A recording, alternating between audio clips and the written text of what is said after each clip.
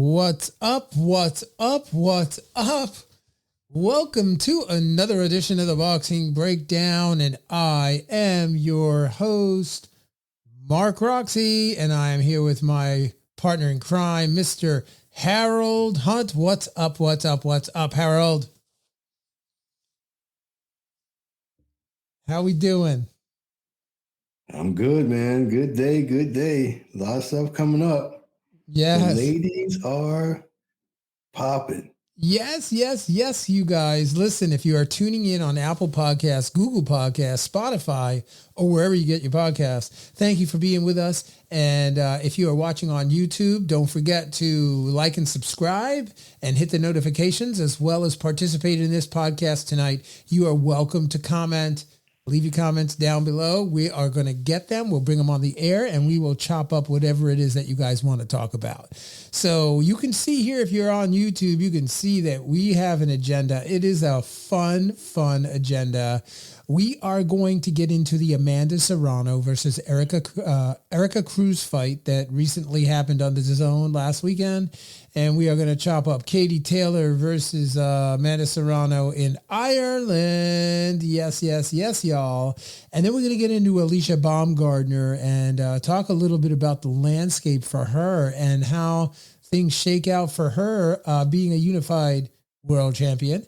And then we're going to kind of break down the top 12 pound for pound list for female fighters. Now, why are we going to do that? Because we are the Boxing Breakdown, right, Harold? Yes, we are. Yes, we are.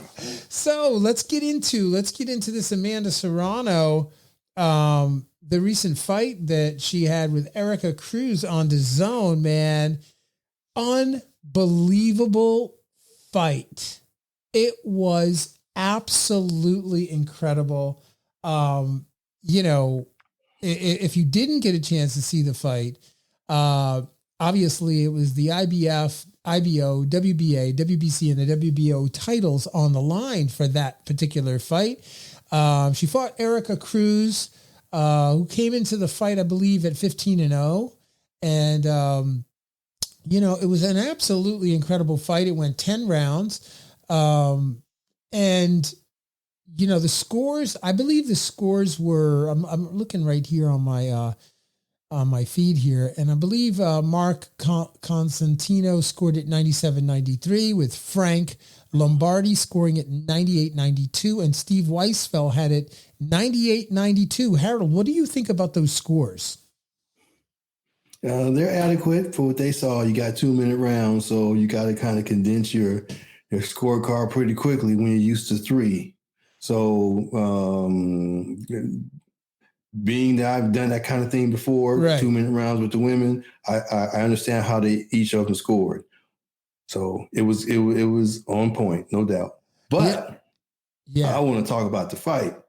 Yes, let's get into that fight, man, because I mean we could do the whole podcast just on that fight round by round, because literally, I mean, I'm speaking for myself. I'm not speaking for any of you guys, all you listeners. I know you're going to have another opinion about things, but here's the deal, right? That was the best fight that I saw all year long. I don't know about you, Harold. What's your opinion on that? Nope. No? It wasn't the best fight you saw? No. What was a better fight? Tell me. Baumgardner and Alycia, her first fight when she won the champion, when she won the undisputed. That was the best fight. Really? Really? Yes. Wow. Yes. Okay. Well, that has no place here because we're not talking about that. We ain't chopping that up. We are not breaking down that fight, although that was a great fight. And yes, super happy for the whole team, that they were able to pull that off and get that. Both girls popped great within themselves. It was a good fight. Well, see, here's the thing. Here's the thing that I think is super interesting about what you said and then what I said, right?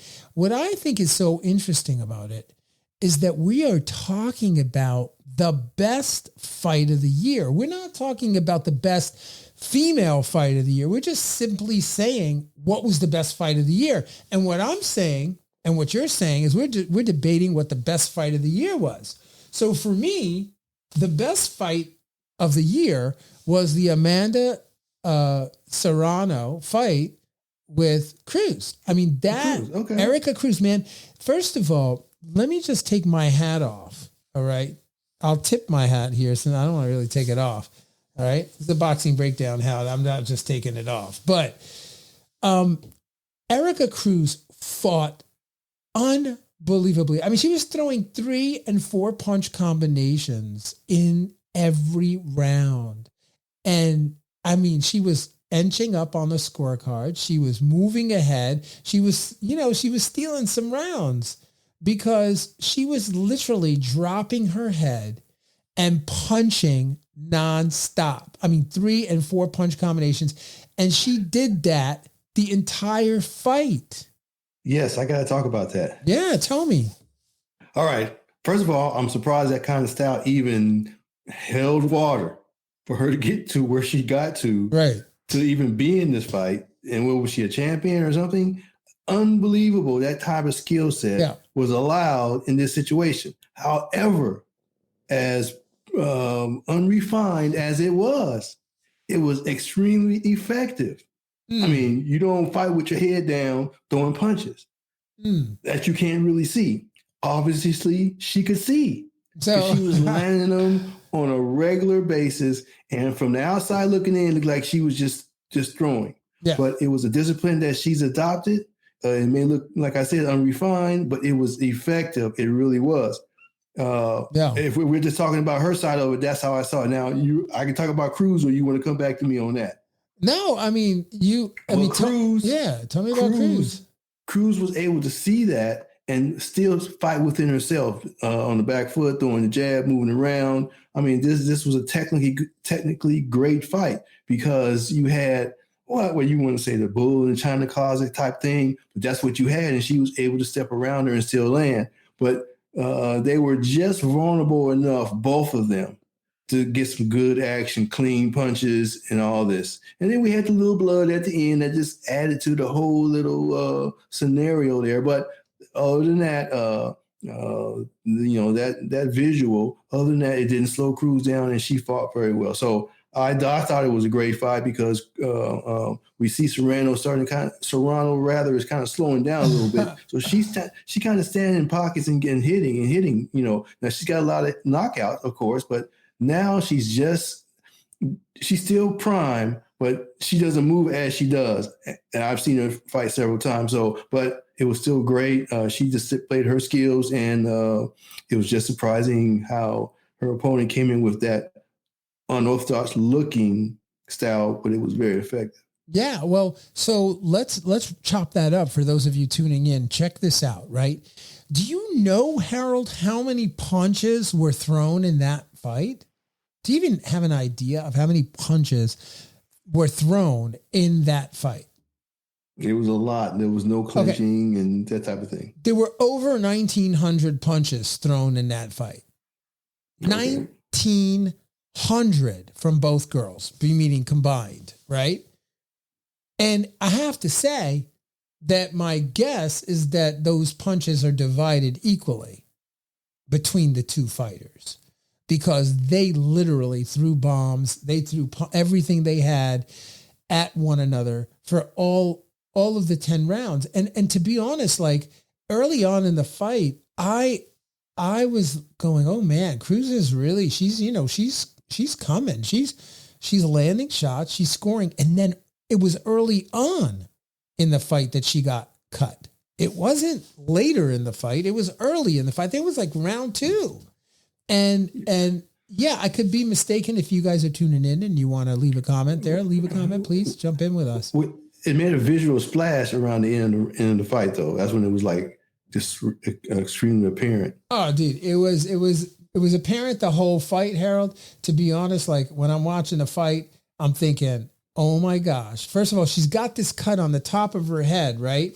And you're a cut man. That's why that's one of the paramount to you. It's one of the things I do very succinctly and very carefully and very cautiously and very professionally. Yes, Oh. I do cuts, and I'm really meticulous about it. And I really, really would have loved to get my hand on that cut, man, because here's what happened, right? She gets cut early on in the fight, Harold. It's like the second round. And I'm watching the work, the corner work. And I don't mean to be disrespectful by this comment. And I really hope I don't come across as being disrespectful. But the corner, well, yeah, but I do also want to be respectful for everybody out there. Everybody's got their learning curve, and everybody is coming along in their journey on their own way. Right. So not everybody has the same skill sets. There's someone that's been in the field for a long time. And I just like, I live the life. So, but what I noticed in that particular case, right? The guy didn't have medicine. The cut man didn't have any tools or utensils to help at all. Nothing. And it was literally a bloody mess, to the point where I was just saying, like, stop the fight. Like this is too much. She can't see. And so when you were talking earlier about her punching and putting her head down, yeah, she's putting her head down. She can't see anyway. So it doesn't matter, because literally the blood is in her eyes. She cannot see. You can see her in round 3 through 10 pawing at it with her glove, trying to be able to clear the blood out of her face enough so she can see. There's no wet rag on her face, wiping the blood off of her face, drying her off, reapplying the proper Vaseline, and then treating the cut immediately, right? So she can continue. Now, I will say that the commission let the fight go on.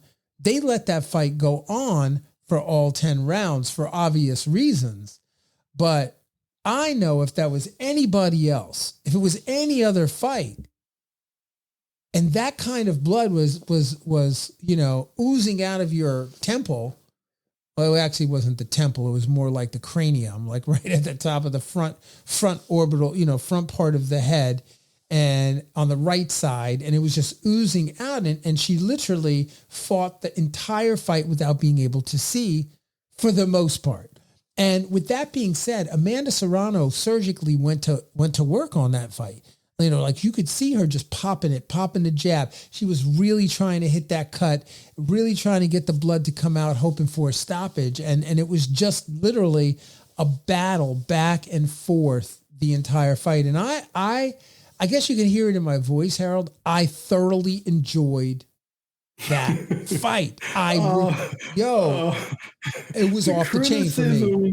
Must have been fun for you, because you just roasted that child in the corner with the cuts. Oh my gosh. But hey, I understood. We definitely appreciate that passion.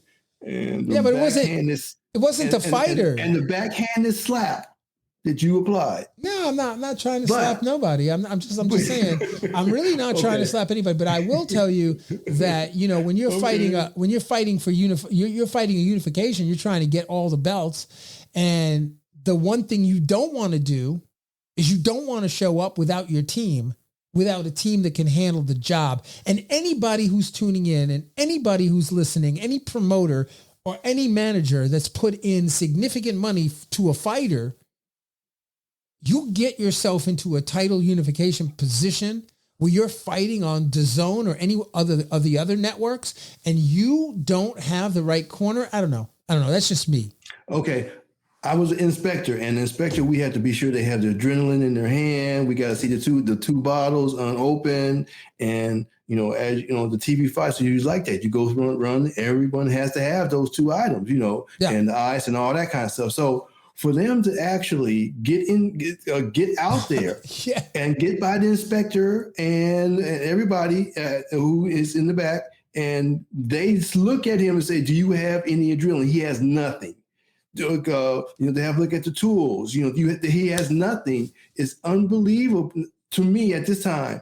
It's kind of tough for me to understand how that situation could happen. Now, the only way I can give credence to that is if she had a whole different a dressing room, and she had her own inspector, and he was outside the door most of the time, only when she was getting ready to come out. Yeah. And he didn't go through all that, or he or she. I don't know what happened. Right. But I know as many times I've done on a higher level, whatever, TV or not TV, you have the adrenaline. And when you come out there, you know you have your ice. You make sure they have the ice, their adrenaline, the towels, and 2 mouthpieces. That's it. So obviously that wasn't stuck to, and we saw what we saw, the carnage. According to you, what we saw. Carnage, great word. Great high frequency word. Carnage. I mean, definitely there was some serious carnage in the fight. And I personally enjoyed it thoroughly. I sat there. Not only did Harold, folks, I didn't only watch this fight once, man. I watched this fight twice. I watched it twice. I had to go back and watch it again. I enjoyed it so much, man. It really was spectacular. It's like all your nerves, isn't it? Man. All your disciplines. Yes, it was a great fight. And I thought that, I really thought that Amanda Serrano's coach did an excellent job at instructing her as to how to do the rounds. There were some instructions later, like in the mid fight, maybe toward the last quarter of the fight, where he started to tell Amanda Serrano. He said, you have to come right down the line. You have to throw those punches straight down the line because she's winging. And if you come straight down the line, good things are going to happen. And he kept saying that to her, and she listened. And good things certainly happened, but it was an exciting fight. But yes, as there were other fights, Mark. Yeah, other fights. Yeah, there were plenty of fights. We could break down that whole card. It was an amazing card. If you didn't see it, subscribe to the Zone. Get it. The fights are still up there. You can still watch it. You're welcome, Eddie Hearn. The fights are still up there. The Zone is an incredible platform. They are putting on great fights. So is PBC, so is ESPN. They're all great. Everything's good. We love all the networks, don't we, Harold? Absolutely. Yeah. So check this out. So the real interesting thing about the fight, okay? The real interesting thing for me is that at the end of the fight, guess who comes into the ring? Katie Taylor comes into the ring. Amanda Serrano's in the ring. You want to break that down? You want me to touch it? Well, you're hot tonight, buddy, but I'll touch it before you take it from me. In the ring, it was it was a nice piece, advertising piece for her to come in and look at her, and they had this mutual kind of thing going on, and the smiles were genuine and all this kind of thing. Yeah, and it seems as if they are going to go to Ireland to do that, which is to me. She's not going to win over there, but that's just what I'm thinking. But I thought it was not. It was well done. It wasn't staged or anything like that. No animosity. So I rather liked it. So let's break that down, because I heard something. I heard you say something that she's not going to win over there. Let's talk about that. Let's break that down.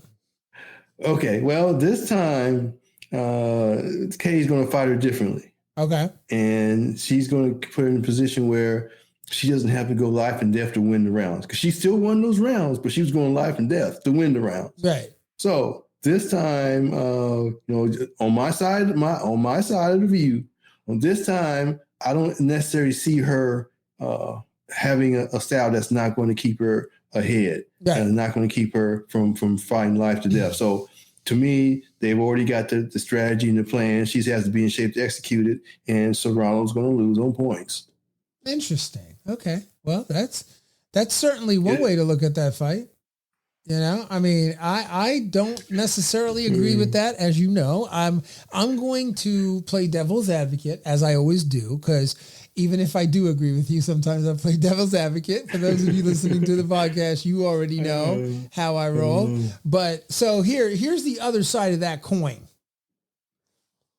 Amanda Serrano has been now in the ring with Katie Taylor. She's done 10 with Katie Taylor. She knows Katie Taylor now.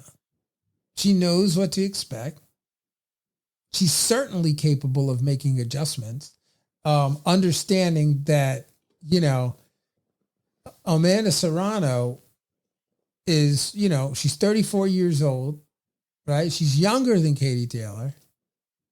She's got a record of 44 with 2 losses and 1 draw. And one of those losses is from Katie Taylor, right? Katie Taylor's record is 22-0 with no losses, right? So, I mean, they are almost identical in terms of age. They're 2 years apart. Amanda Serrano's southpaw. Katie Taylor's orthodox. Katie Taylor's 5'5", Amanda Serrano's 5'5", and she throws in a half, but we don't know about that half. But she's 5. She's so competitive, right? And then her reach is 66. Katie Taylor's reach is 66 inches, and Amanda Serrano's reach is 65.5. So Katie Taylor has a half an inch reach advantage over Amanda Serrano. But my point to you is that Amanda Serrano is a consummate competitor. She's been in the ring with her, and I'm going to make this argument that she's figured it out. She knows what she has to do to win. Okay. All right. Rebut. Katie Taylor's better. Just throw all that, not throw it out, but it doesn't settle on me at all. Katie Taylor is a better fighter, and that's just what it is. It showed itself then. It's going to show itself now. You can be there with that all you want, and everyone else. However, we know Katie Taylor is a better fighter, and she will make adjustments also. Well, it's not like she's going to fight the same way. And yeah, she knows her, but she knows her too. But as far as skill sets go, skill set for skill set, in this situation, Katie Taylor is a better fighter. I don't agree with that. I don't think. Okay. So here's the other side of that. I don't want you to agree, Mark. No, I know, but let's put this out there for the fans, because there's going to be a lot of people that are going to blow up this podcast because they're going to hear these comments. And here's the thing: Amanda Serrano in the last fight with Katie Taylor, some people called that fight a draw. Okay, that fight was not necessarily. And Katie Taylor, for I think it was the 7th round or the 6th round or both rounds, but Katie Taylor was on the verge of going to sleep. She almost got taken out of that fight. So to say that Katie Taylor's the better fighter, I can understand. I mean, I can't argue with the fact that she won the fight. She won the fight. So yes, at this particular moment, for all intent and purposes, she is the better fighter because she won that fight. My argument is simple, that I believe that Amanda Serrano, with her ring intellect and the adjustments, I'm wondering, is it possible that she goes over to Ireland and smokes Katie Taylor in Ireland, catches her with a shot, drops her, and comes back with all those belts? Well, that won't happen. But hey, you got to go with that. So that's unification in a separate division, isn't it? Yes, I just don't see that happening at all. Okay, I bet everybody out there is like, "Yo, Mark is crazy, man. This is not going to happen. Katie Taylor's going to win." If you believe that, write in the comments. Let us know what you believe. If you believe that Katie Taylor's going to smoke Amanda Serrano. That was not what I said. No, I'm asking the fans. I'm asking the fans right now. Harold, I'm asking the fans. I'm saying, tell me, write in the comments, let me know, or, hit me up on Instagram or Facebook or wherever you want to, find us. You can leave a comment in, the Apple podcast as well, or even in YouTube. Let us know. Put those comments down there. Who do you think is going to win, Amanda Serrano versus Katie Taylor, or Katie Taylor versus Amanda Serrano in Ireland in May? Who's going to win? Now, I think that fight is happening on May 20th. Am I correct? I think I'm seeing that fight happening on May 20th. Is that right? Is that the date that they marked for that fight? So. Okay. I believe so. Yeah. So, man, I wish I could be there, Harold. I wish I could be in Ireland for that fight. Yeah, that may be her swan song. She'll go over there and get beat, and then she'll come back, and she may retire. Yeah, I like the way you put that. That might be her Swan Lake. Yeah, swan is a swan song. Yeah. Anyway, no. When a swan is dying, they have a certain type of utterance, right? Yeah, it sounds like this. That's why it's called the swan song. It goes right? it goes like this. Ba da da da da da da da da da da da da. Ah, Bo, let's see. We got a comment here on Facebook. I wonder what he has to say. I got a comment. Come on, where's my comments? Why can't we see the Facebook comments? Connect, baby. What you got to say, Bo? Yeah, right. What does Bo have to say? I just saw something pop up that Bo had some comments to make. So I'm going to try to see if I can jump on and see what those comments were. Yeah, but anyway. It's going to be in a fabulous venue. It's going to be a nice venue. I think it's a stadium type setting. Ireland is a passive fight country. Yeah. But the Hispanic population travels very well. Oh, so yeah.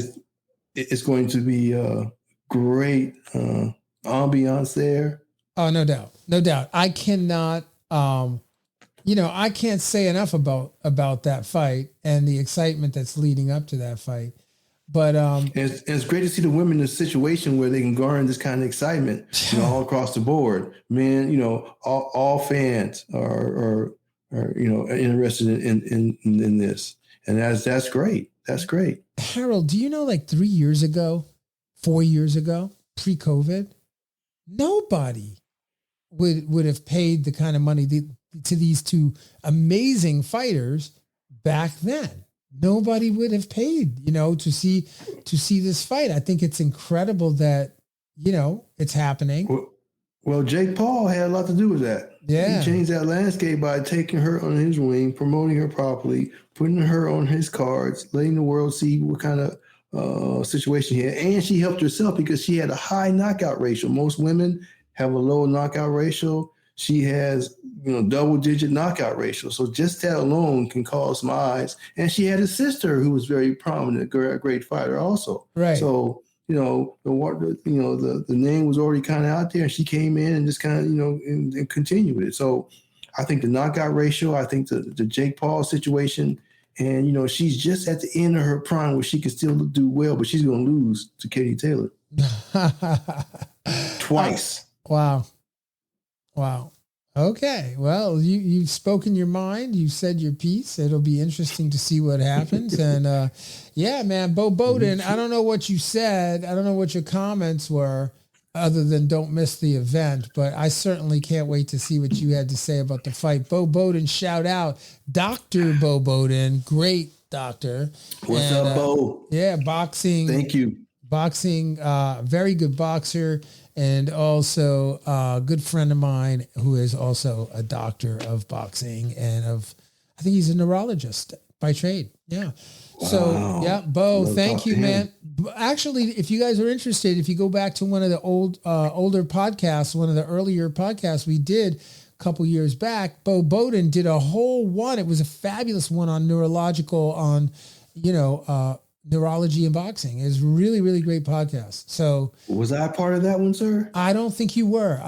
It was earlier. It was you were not on that podcast, but certainly, it's worth listening to because it is. I'm sure it is. Yeah, it's a great podcast. So let's move on, man. Let's talk about this fighter who I know that you really have an affinity for. Let's talk about Alycia the Baumgardner. Bring it, baby. Yes.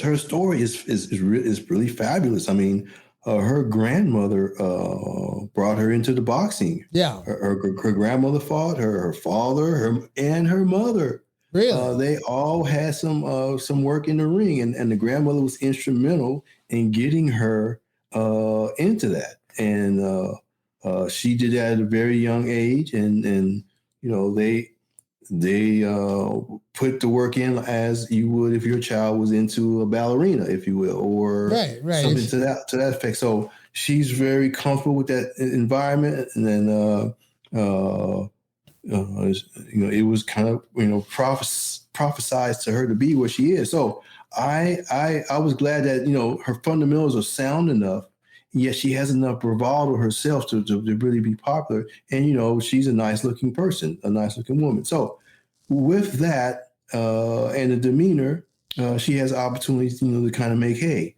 So she's been doing exactly that. The best fight I saw, as I said, was her and Mikaela Meyer when she, if I say it correctly, Mikaela Meyer, yeah, Mikaela, when she took that, that was a mix of emotional, strategic, and physical sparring between the two, fighting between the two. Yeah, this last fight that she just had, that's what I saw extra layers, because she was hitting the girl and the girl wasn't going anywhere. Right. And she continued to move forward and the girl wasn't going anywhere. And the girl was coming back and working with her. So then she I wouldn't say she got gas. I think she got more like, I have to go to another gear. I got to use another strategy.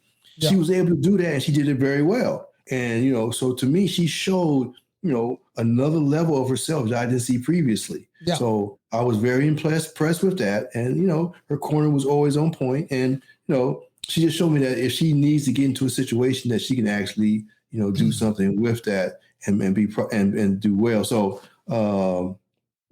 I just like the bravado. I like the package that she's in. I like the way that she handles herself. Right. I saw her at a couple conventions, and her dress is always appropriate for the situation. She's not, pushing forward the feminine type of, beautiful type thing. She is a fighter, and she displays that in just her mannerism as she walks around and whatever. So, and she can fight. So I look forward to what she has to do next.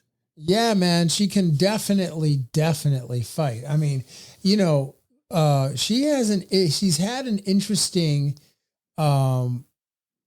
recent history. She's obviously from Detroit, Michigan. If you don't know much about Alycia Baumgardner, she's from Detroit, Michigan. She was born in Ohio, Fremont, Ohio. She's got about a 50% KO ratio, a little bit less, 46.67% KO ratio. She's got about 15 bouts under her belt. She's obviously number one. She's unified. She's 14-1 with 7 big wins coming by way of KO. Her strong division, the division that she campaigned in, is the super featherweight division, just above the featherweight division, which is Amanda Serrano's division. And then I believe Katie Taylor's division is the one just above. So, you got these 3 amazing female fighters. All of them are commanding, hopefully getting paid super, super well and demanding big box office. And Alycia Baumgardner, the interesting thing about her is that she is, well, first of all, she's incredibly marketable. She is a person, if you keep an eye on her, you'll see her on commercials. She's getting some commercial feedback.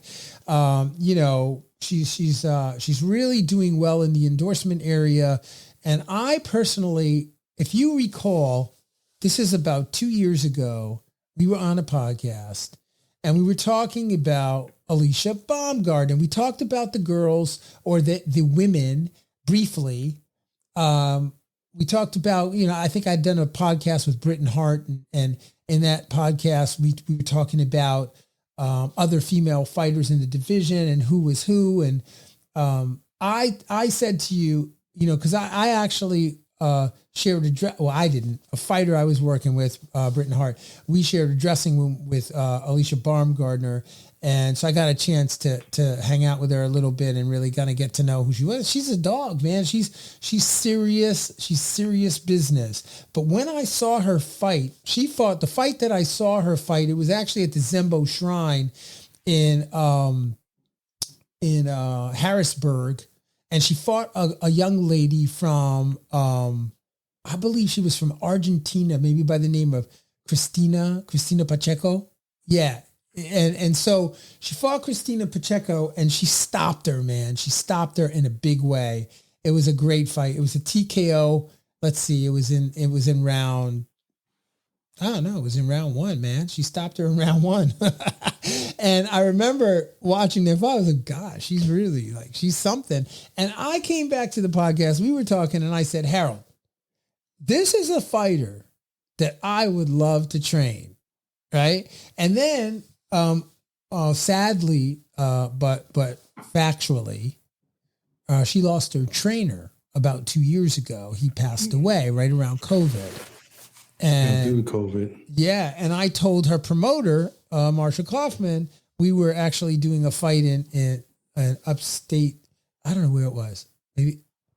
Oh, it was in Connecticut. We were doing a fight in Connecticut and we were hanging out. We were working out together. And I said to Marshall, Marshall, man, I would love to train Alycia Baumgardner. And he kind of looked at me and ignored me completely because he understood this girl is amazing. She's an amazing fighter. Yeah. Yes. I think she kind of jumped on the board. Oh, quickly. Go ahead. No, I just said all of that to say that she's really an amazing fighter and she's got a very, very bright future.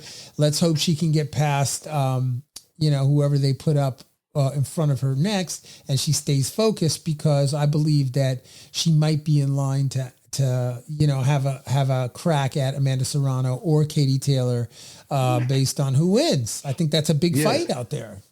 Yeah, I do too. I think so also. But her splash was when she knocked out when she went overseas and knocked that girl out. That splash, that knockout, that highlight reel knockout where she just dropped her. You're talking about Elham Mikaela. Yes. Yeah, that when she won that knockout made all the social media. It was very popular. It was like the Ann Wolf knocking out that one young lady, that kind of thing. So it splashed quite a bit because of that. Yeah. And, and then that's when, she always had all of that, as you said previously, but the public consciousness wasn't awakened until they saw that knockout. So after that, she's been forgiven for that one loss because of her knockout power and the other things that she does. So, and I'm hoping that that's the way boxing is going, where a loss doesn't cause you not to get work anymore. But that's what I see a thing that she's done, and she's going to ride the coattails of this thing, and she will have opportunity to fight those other girls, and she's younger than they are. Right. Okay. So her style is one of, as we know, she's going to be aggressive and she will take punches. So that's still a pleasing type style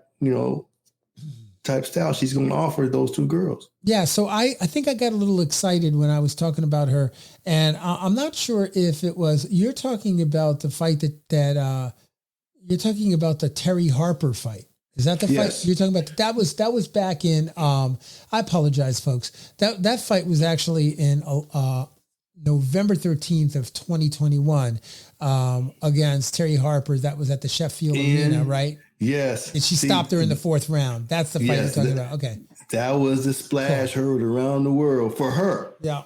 Yeah. Sorry, Alycia Baumgardner. I know if you're listening to the podcast, you were probably jumping up and down. That's not the fight. What are they talking about? Right. Okay. I got it right though. So now, because of that and her past, accomplishment, she is a knockout puncher. And we know knockout punchers are, what you want to see. Now, Serrano knocks people out, but she's not necessarily the knockout puncher. Why? I wouldn't know why.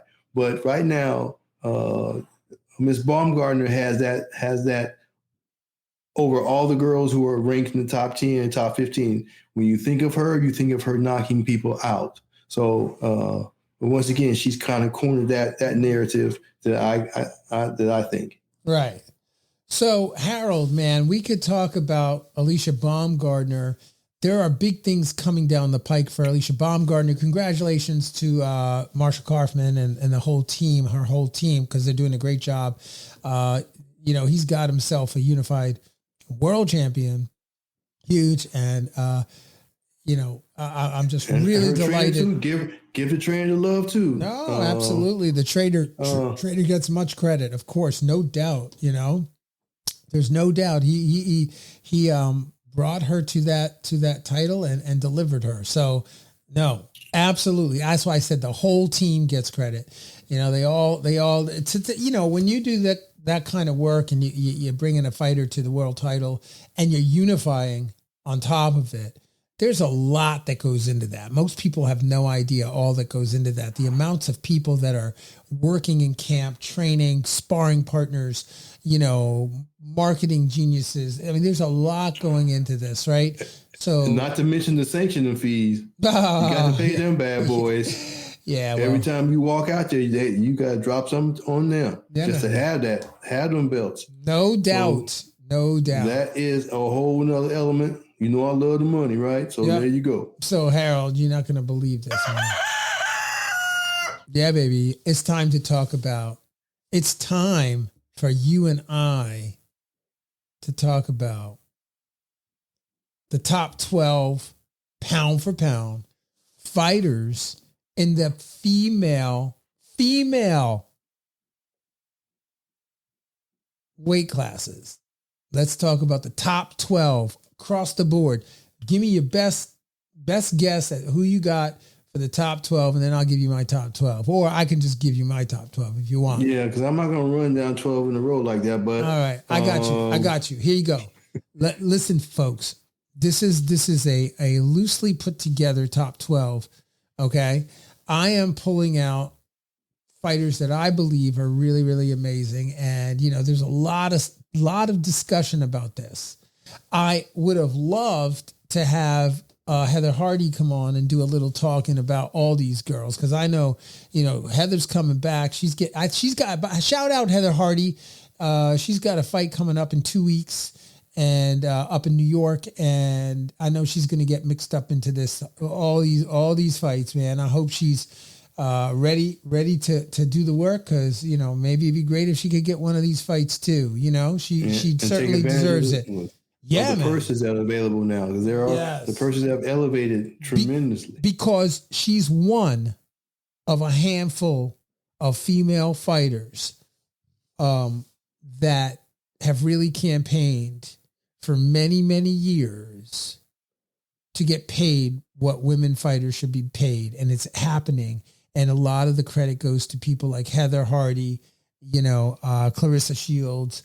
You can go. There's a lot of women that have been part of that. Melissa Hernandez. There's so many women fighters that have fought for nothing, man, and they made this possible. I mean, I could give you the whole list, and I could have Heather on, and she could give you her top 10 women trailblazers. But I do consider Heather someone who's been very outspoken and vocal about this for a long time.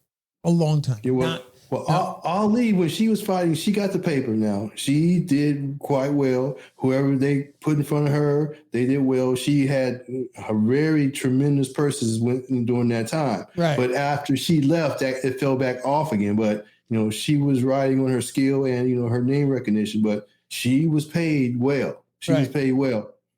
Right. But these women are fighting, man. They're fighting at the highest level now. They are trying their best to unify these titles. They're trying their best to put all the marbles on the table. So I'm going to shout out, right? We're going to go top 12. I'm going to start at 12 and I'm just going to name some fighters. And, I'd love for you to give your comments and who you think, or even put your top 12 in there in the comments, wherever you're going to comment. But I got at number 12, Franchon Cruz Discern, right? She's got a record of 8-1, one no contest. So I got her in there at number 12. She's a dog. Yeah. She's a dog. She had that fight with the young lady who had the steroids. Yeah. As you know. And the fans go back and watch that fight. The name escapes me, but she showed her mettle as a fighter, as a dog, right. And she continued to go forward. And she was not only battling a girl who was larger, but who had an unfair advantage. Right. And she still did very well in that fight. That was a great fight. So just alone with that, I see that she has the opportunity to have to display that. She has that. Yeah. All right, good. Cool. Number 11, I've got Mikaela Mayer. 17-1 with 5 KOs. Former IBF, WBO, and Ring Magazine Super Featherweight champion. I think she's an amazing spokesperson for boxing, even if she doesn't want to be a spokesperson. She is, she's not only super, super talented, super skilled, she's also, very, very marketable, very, wonderful, wonderful fighter. And, so, Mikaela Meyer, number 11. I've got number 10, Natasha Jonas.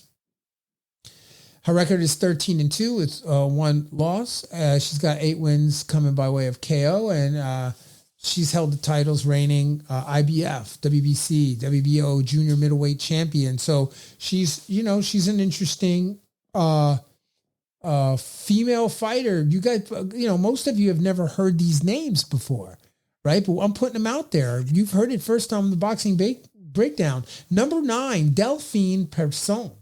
Record 47. Delfine. She's fought a lot of fights, bro. 47-3 with 19 big wins coming by way of KO. She's fought a lot. So, and I can't tell you that I've seen a lot of her fights. I know who she is. Former WBC lightweight champion. Here you go. Another female fighter that you people need to get on, need to check her out. Yeah. And then I got Harold. Tell me about this fighter. What you think about this one? I got Savannah Marshall. You familiar with Savannah Marshall? Yeah, Savannah Marshall. Yeah. Great fighter.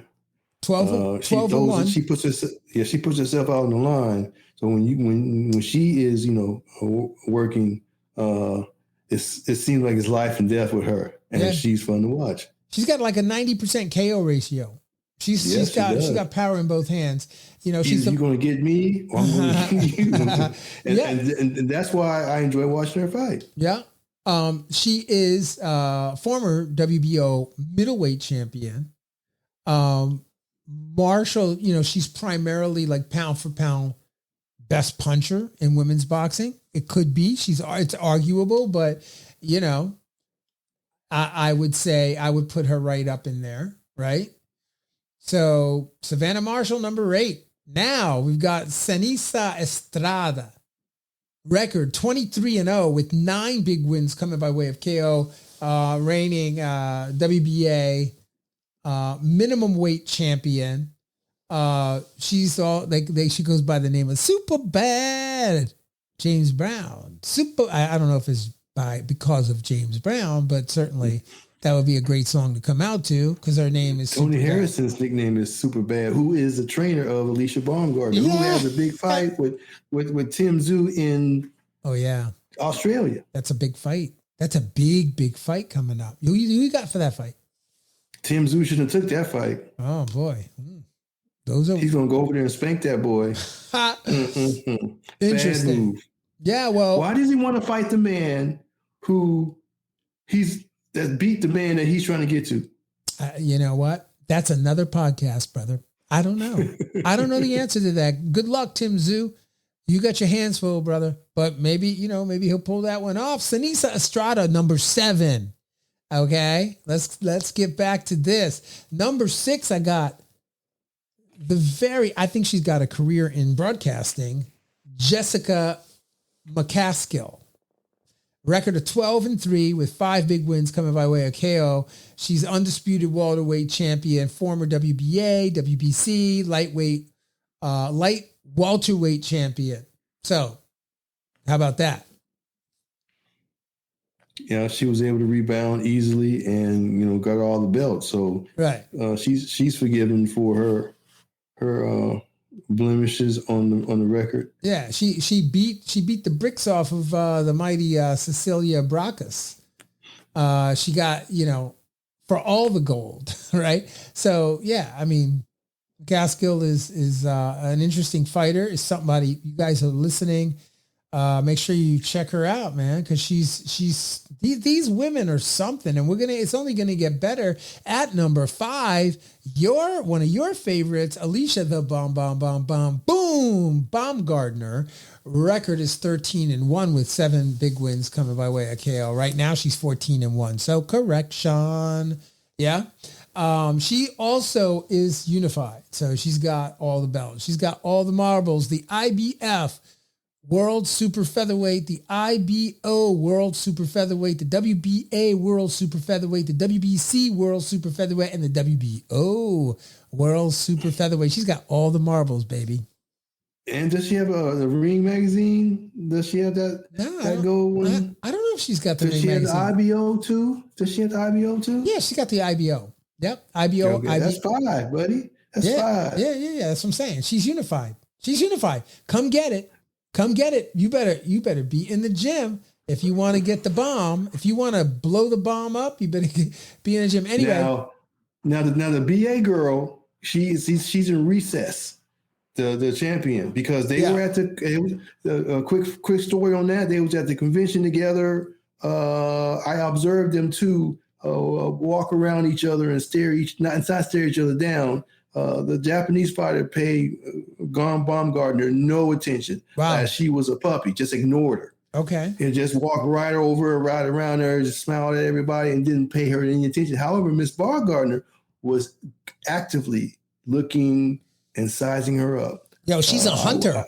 Yes, I watched them at press conference. I watched them at the dinner, just how they postured with each other. And it was very interesting. It was drama within itself. Right. But she got hurt, and she had to give that a belt to the girl Baumgardner beat to be undisputed, as you know. Right. But when she comes back from her injury, she has to fight that girl. Yes. So if you want to say yes, she's I'm not disparaging her, but if you say she is in fact undisputed, which she is, she still has to work with the girl who gave up that WBA strap to just kind of solidify the whole thing.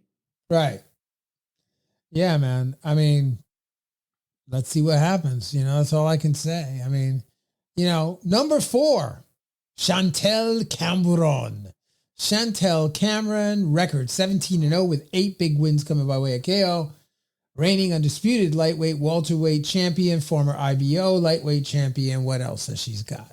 Anyway, Chantelle Cameron, man, that's an interesting fighter. Have you guys had a chance to watch her? No. Okay. So she should be on your list. She should definitely be on your list. Hopefully we can. Her work. Yeah, man. So number 3, Amanda Serrano, record 43-2 with 1 loss. Right. So I mean, yeah. How many knockouts? 30. 30, bro. 30 knockouts. She knows how to sleep them. Yeah. Yes. Yeah. Yes. And it was more impressive. These are 2-minute rounds, right? Yep. And she's not taking them out with headshots all the time either. She's going to the body. She's stopping them to the body. No, she fights the whole target for sure. She's on the whole target, bro. She's not. And that is exactly why she has me. Not because she does, because they're varied. Yeah. Well, check this out. If I go to, okay, I'm going to do this. You guys are all going to see what we're talking. We're talking about a future Hall of Famer, right? Amanda Serrano, 43-2 with 1 draw, 30 big wins coming by way of KO. That's like a 75% KO ratio, something like that, right? And she's the reigning WBC, WBO, IBO, IBF, and ring featherweight champion. Former IBF super featherweight champion, former WBO lightweight champion, former WBO junior featherweight champion, former WBO bantamweight champion, former WBO light welterweight champion, WBO junior bantamweight champion. I mean, shall I go on? That's a lot of work on your body, going up and down, weights up and down. That's why I say that she could be, heading out of her prime. I'm still in it, but heading out of her prime, because that's a lot of work, Mark. That's a lot of change in your body structure. Yep. That's a lot of things you have to deal with. And she is, the elder of some of these girls. Right. Yeah, man. And she's in the Guinness Book of World Records for female women's boxing. She's a 7-division world champion, and she's still going. She's still going, and she looked great the other night. She looked great. So, I don't know what the plan is. I don't know, when it's time to, I do know that. I'm not saying she's showing signs. I did not say that. I said it can appear. Right. And it's going to appear with Katie Taylor. No, absolutely, man. In that second fight. Yeah. Listen, Amanda Serrano, by the way, I should point this out. She is so beloved in Puerto Rico, bro. She is so loved, man. People love So here's the thing. Like, my wife and I, the second time I watched the fight, not the first time, because the first time I was screaming. I was like, it was so great. Second time I watched the fight, okay? Well, first of all, I was in the arena for Katie Taylor, Amanda Serrano, first number 1. But I watched this one on the Zone, right? And so the second time I watched it, the words that came out of my wife's mouth was like, I love her. She's so great.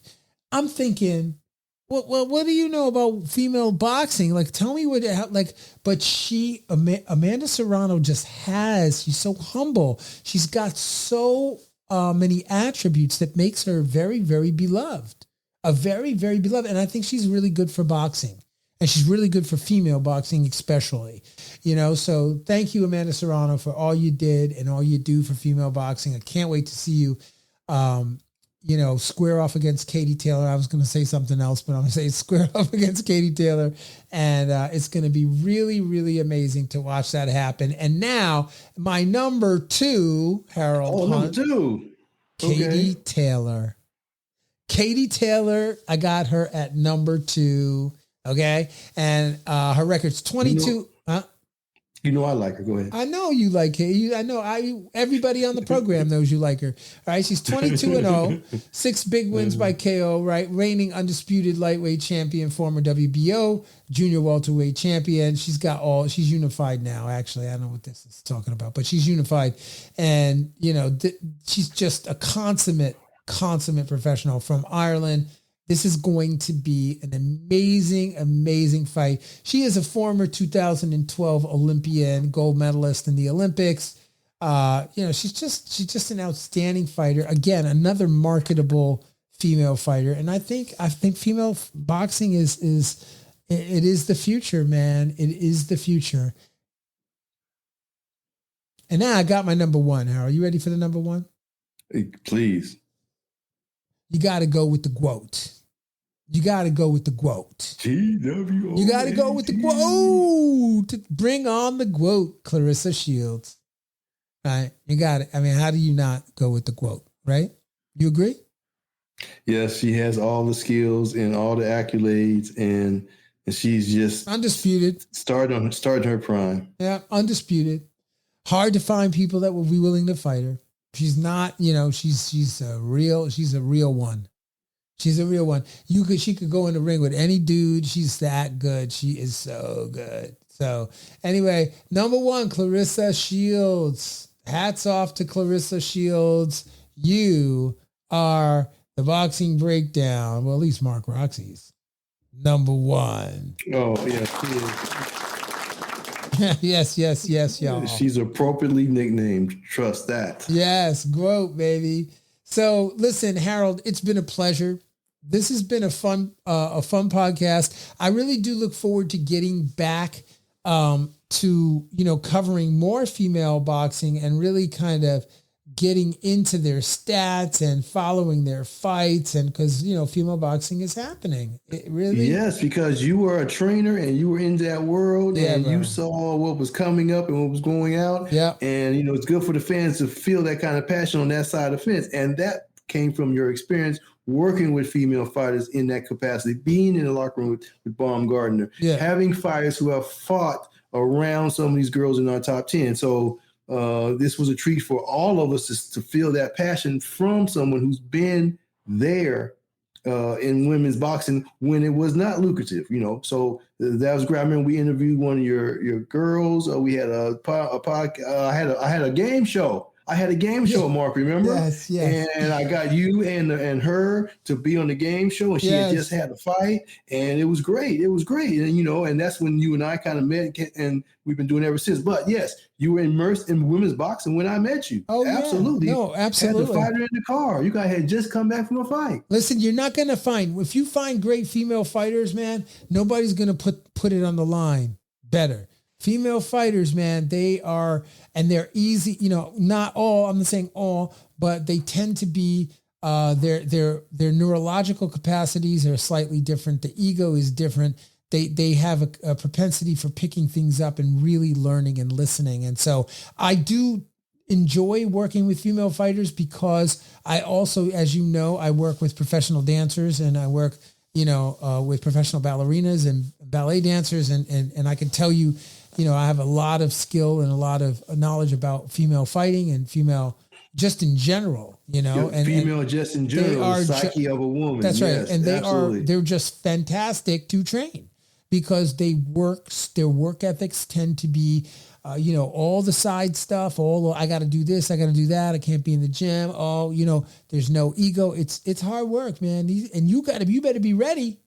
You better be ready if you got a Baumgardner or a Mikaela Meyer or a Seniesa, Estrada or any of these, Amanda Serrano. You better be in the gym, bro, because they are coming. Yes, and you know how to deal with the emotional side of a woman. Yeah. Because women are, emotional, and you, as a trainer of women who understands women in various capacities, as you just said, the ballet to the boxing, you know how a woman may think in certain situations because you've been there, and that, my sir, is a skill within itself because they are different than we are, and as you said, they train a certain way, but you know how to get that from them and get them moving. So, sir, you are astute as well. Oh, thank you, Harold. You know what? You're the best. And you know what? You and I, two peas in the pod, my partner in crime, brother. Listen, until next time, on behalf of Harold Hunt, I am Mark Roxey. We want to thank you for listening to the Boxing Breakdown.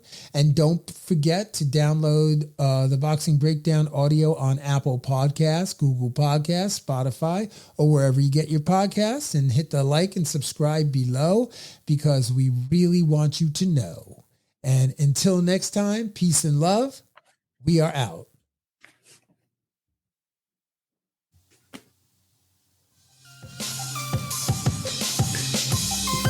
Fight fans, join host Mark Roxey and special guests as they break down all aspects of the boxing world, including news, business, management, training, promotions, fan reactions, upcoming events, matchups, future boxing stars, title fights, state of the boxing world, and all the stuff you don't see when you watch boxing.